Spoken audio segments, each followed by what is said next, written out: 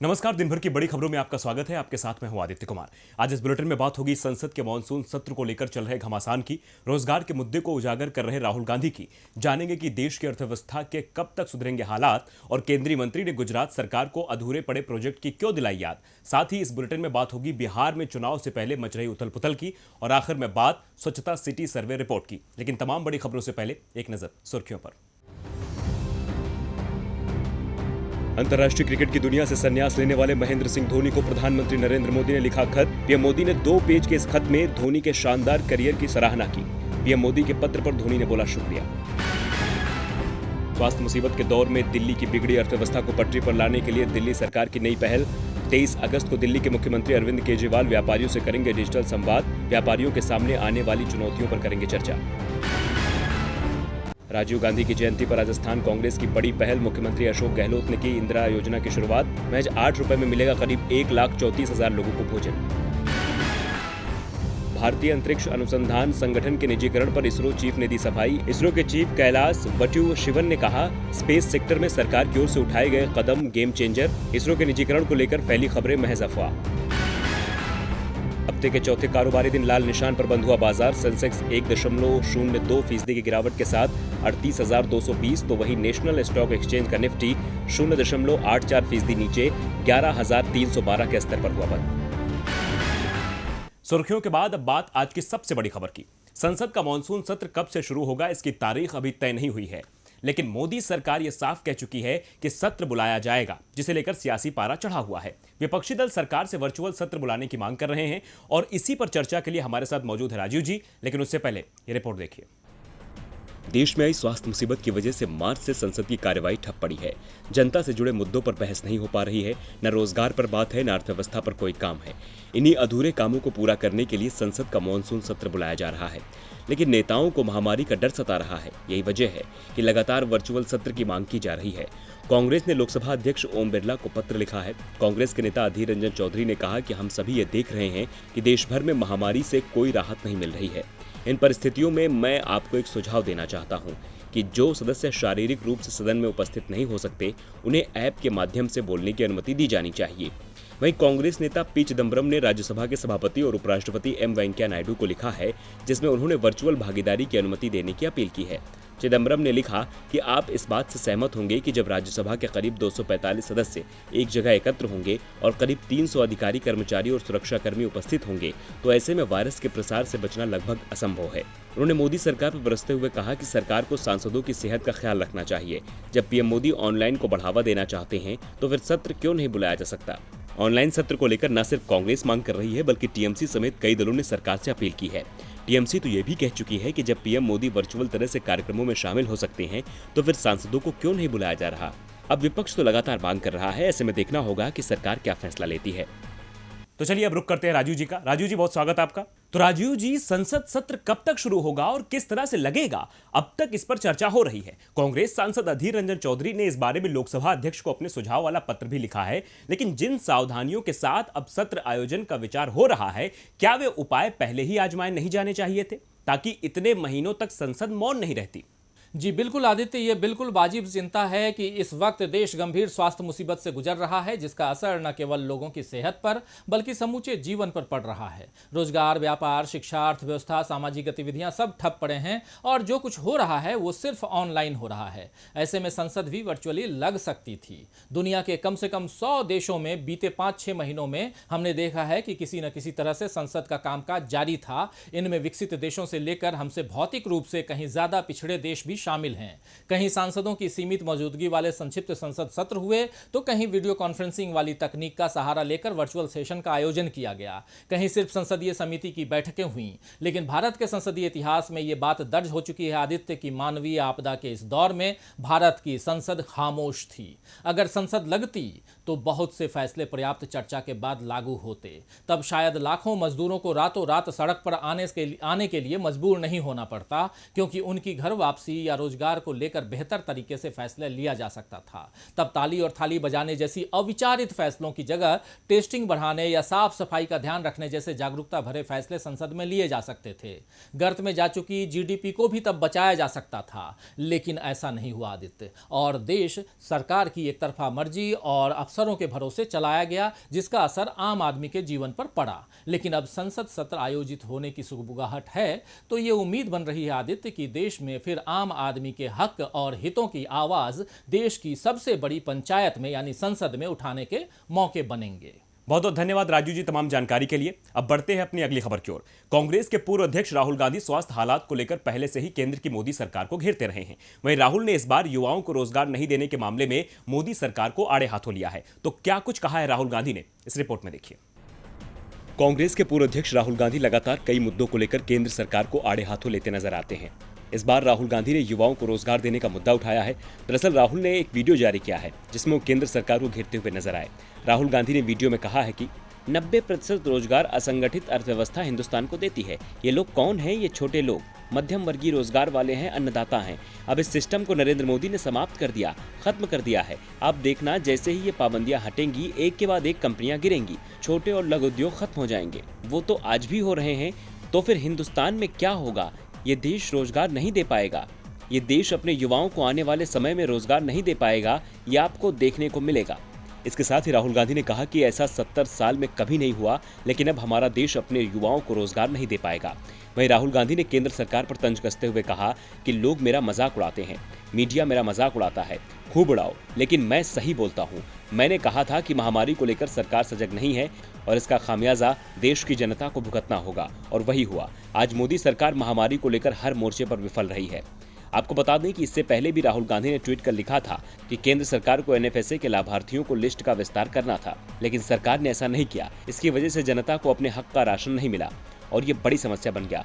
खैर, राहुल तो लगातार हर मुद्दे पर अपनी आवाज बुलंद कर रहे हैं, लेकिन अब देखना होगा कि सरकार की नींद कब खुलती है और कब इन तमाम समस्याओं से निपटने के लिए सरकार रणनीति बनाती है। राहुल गांधी तो सरकार को देश के अलग अलग परेशानियों को लेकर घेर ही रहे हैं। कभी रोजगार का मुद्दा उठा रहे हैं तो कभी अर्थव्यवस्था का, लेकिन सरकार है कि अपनी आंखें खोलने का नाम नहीं ले रही है। वहीं विश्व बैंक की इंडिया डेवलपमेंट अपडेट ने भी सरकार को आईना दिखाते हुए भारतीय अर्थव्यवस्था को लेकर एक ऐसा अनुमान लगाया है जिससे केंद्र सरकार की मुश्किलें बढ़ सकती हैं। तो क्या कुछ कहा गया है विश्व बैंक की ओर से, इस रिपोर्ट में देखिए। मौजूदा स्वास्थ्य हालात की वजह से दुनिया भर के लगभग सभी देश आर्थिक मुसीबत से गुजर रहे हैं। देश में महामारी के संक्रमण को रोकने के लिए मार्च से लागू की गई पूर्णबंदी के चलते आर्थिक कारोबार बुरी तरह प्रभावित हुआ है। तमाम रेटिंग एजेंसियां पहले ही देश में आर्थिक गतिविधियों के बुरे हालात होने की आशंका जाहिर कर चुकी हैं। इसी बीच विश्व बैंक की एक ताजा रिपोर्ट में कहा गया है कि देश के केंद्र और राज्य सरकारों के कुल कर्ज में अगले 2 साल तक भारी बढ़ोतरी होगी और ये 2022 से 23 तक बढ़कर जीडीपी के 89% तक पहुंच जाएगा। इसके बाद इसमें धीरे धीरे गिरावट आने लगेगी। आपको बता दें कि जुलाई 2020 के लिए जारी की गई रिपोर्ट इंडिया डेवलपमेंट अपडेट में यह भी कहा गया है कि इस साल केंद्र सरकार का वित्तीय घाटा बढ़कर जीडीपी के 6.6% पर पहुंच जाएगा, जो अगले साल 5.5% पर रह सकता है। अगर राज्य सरकारों के वित्तीय घाटे के अनुमान को भी मिला दिया जाए तो 2020 से 21 में कुल वित्तीय घाटा जीडीपी के 11% के बराबर रहने की आशंका है। विश्व बैंक के आगे ये भी कहा गया कि सरकार की आय घटी है और नए खर्च बढ़े हैं, जिसकी वजह से अगले 2 साल तक केंद्र और राज्य सरकारों के वित्तीय घाटा और कर्ज में बेतहाशा बढ़ोतरी हो सकती है। अगर राज्यों का घाटा जीडीपी के 3.5 से 4.5% के दायरे में सीमित रहता है तो इस कारोबारी साल में केंद्र और राज्य सरकारों का कुल वित्तीय घाटा जीडीपी के 11% के बराबर रह सकता है। आपको बता दें कि विश्व बैंक ने मई में कहा था कि भारत की अर्थव्यवस्था में इस कारोबारी साल में 3.2% की गिरावट आ सकती है। वहीं अब विश्व बैंक ने रिपोर्ट में कहा है कि वह इकोनॉमी में गिरावट के अनुमान को इससे भी ज्यादा बढ़ा सकता है। विश्व बैंक की ओर से इस रिपोर्ट में देखिए। अब विश्व बैंक ने केंद्र और राज्य सरकारों का कर्ज बेतहाशा बढ़ने का अनुमान जता दिया है। अब देखना होगा कि सरकार इसे लेकर क्या कुछ रणनीति तैयार करती है। रणनीति तो इस वक्त बिहार में महागठबंधन को भी बनाने की जरूरत है। जब से राज्य में चुनावी सुगबुगाहट तेज हुई है तब से राजनीतिक दलों में भागम भाग का दौर शुरू हो गया है। एक जा रहा है तो दूसरा आ रहा है। वहीं अब महागठबंधन से जीतन राम मांझी ने नाता तोड़ दिया है तो एनडीए उनके स्वागत के लिए तैयार बैठा है। आइए चुनाव से पहले भगदड़ की इस राजनीति पर एक नजर डालते हैं। बिहार चुनाव में अब काफी कम समय रह गया है। उससे पहले सभी दल एकजुटता का दावा कर रहे हैं, लेकिन हकीकत इससे कोसों दूर है। जहां एनडीए में टूट की नौबत आ रही है, तो वहीं महागठबंधन की भी कड़ियां खुलती जा रही हैं। लंबे वक्त से महागठबंधन को आंख दिखाने वाले जीतन राम मांझी ने अब अपनी नैया को अलग कर लिया है। उन्होंने आज ऐलान किया कि वो महागठबंधन के साथ नहीं रहेंगे। बताया जा रहा है कि जीतन राम मांझी की घर वापसी को लेकर जेडीयू की तरफ से पिछले कई महीनों से कवायद हो रही है। जेडीयू चाहती है कि मांझी की पार्टी हम का पूरी तरह से जेडीयू में विलय हो जाए, लेकिन ऐसा नहीं होने की सूरत में मांझी की पार्टी के साथ कुछ सीटों पर समझौते का फॉर्मूला तय किया जा रहा है। अब मांझी को लेकर पार्टी क्या फैसला लेगी, ये तो आने वाला वक्त बताएगा, लेकिन उससे पहले जेडीयू ने लालू प्रसाद यादव के समधी और तेज प्रताप यादव के ससुर चंद्रिका राय, जयवर्धन यादव और फराज फातमी का पार्टी में स्वागत कर लिया है। चंद्रिका राय छपरा के परसा विधानसभा सीट से विधायक हैं। बीते दिनों तेज प्रताप यादव और उनकी पत्नी ऐश्वर्या राय के बीच रिश्ते बेहद खराब हो गए थे, जिसके बाद चंद्रिका राय ने आरजेडी छोड़ दी। इस दौरान चंद्रिका राय ने नीतीश कुमार की जमकर तारीफ की। उन्होंने कहा कि नीतीश जी के प्रति मैं अपनी पूरी आस्था व्यक्त करता हूं। 15 साल पहले जैसा बिहार नीतीश जी को मिला था, आज उसे नीतीश कुमार ने पूरी तरह से बदल दिया है। चंद्रिका राय ने लालू प्रसाद यादव पर भी जमकर निशाना साधा। उन्होंने कहा कि छपरा में लोकसभा चुनाव के वक्त तेज प्रताप ने मेरे खिलाफ काम किया था, लेकिन लालू प्रसाद यादव ने उन पर कोई कार्रवाई नहीं की। आज राजद गरीबों की पार्टी नहीं रही है, राजद आज पैसे वालों की पार्टी हो गई है। तो आज लालू को न केवल उनके समधी ने झटका दिया है, बल्कि 2 और विधायकों ने उनका साथ छोड़ दिया है। चंद्रिका राय के अलावा जेडीयू में शामिल होने वाले जयवर्धन यादव पटना के पालीगंज विधानसभा सीट से विधायक हैं। उनके अलावा दरभंगा के केवटी से आरजेडी विधायक फराज फातमी भी जेडीयू में शामिल हो गए हैं। आज आरजेडी और महागठबंधन को झटके पर झटके लगे हैं। ऐसे में इस भागम भाग का हर्जाना उसे चुनाव में भी भुगतना पड़ सकता है। बिहार में महागठबंधन में लगातार दरार आ रही है। अब देखना होगा कि चुनाव पर इसका क्या असर पड़ता है। वहीं असर तो केंद्रीय मंत्री गजेंद्र सिंह शेखावत की शिकायत का गुजरात सरकार पर क्या पड़ता है, इस पर भी सभी की नजरें टिकी हुई हैं। दरअसल केंद्रीय मंत्री ने सीएम रूपाणी को फटकार लगाते हुए उन्हें गुजरात में अधूरी पड़ी परियोजनाओं की याद दिलाई है। जल शक्ति मंत्री का कहना है कि राज्य की बेहतरी के लिए जो 2 योजनाएं शुरू की गई थी, उन पर 6 साल से काम लटका हुआ है। तो कौन सी हैं ये योजनाएं और क्यों अपनी ही राज्य सरकार से नाराज है केंद्रीय मंत्री? एक रिपोर्ट देखिए। गजेंद्र सिंह शेखावत, केंद्र की मोदी सरकार का बड़ा चेहरा। वैसे ये नाम पिछले 2 महीने से लगातार सुर्खियों में बना हुआ है। गजेंद्र सिंह शेखावत पर राजस्थान के मुख्यमंत्री अशोक गहलोत भी 1 महीने से आरोप लगा रहे हैं कि वो राज्य की कांग्रेस सरकार को हटाना चाहते हैं। खैर, राजस्थान में तो शेखावत की रणनीति सफल नहीं हुई, लेकिन गुजरात में तो उनकी सरकार ही शेखावत के प्रोजेक्टों पर काम करने को तैयार नहीं है। मौजूदा समय में गजेंद्र सिंह शेखावत केंद्र की मोदी सरकार में जल शक्ति मंत्री हैं। उनके मंत्रालय द्वारा गुजरात की 2 नदियां साबरमती और तापी को स्वच्छ बनाने के लिए जो प्रोजेक्ट 2014 में शुरू किया गया था, वो अभी तक पूरा नहीं हो पाया है। इसे लेकर केंद्रीय मंत्री ने गुजरात के सीएम विजय रूपाणी को पत्र लिखा है, जिसमें उन्होंने कहा कि 2014 में फंड्स जारी किए जाने के बावजूद जहां साबरमती नदी का प्रोजेक्ट अभी पूरा किया जाना बाकी है, वहीं तापी नदी पर तो केंद्र के फंड मिलने के 16 महीने के बाद तक कोई काम शुरू नहीं हो पाया है।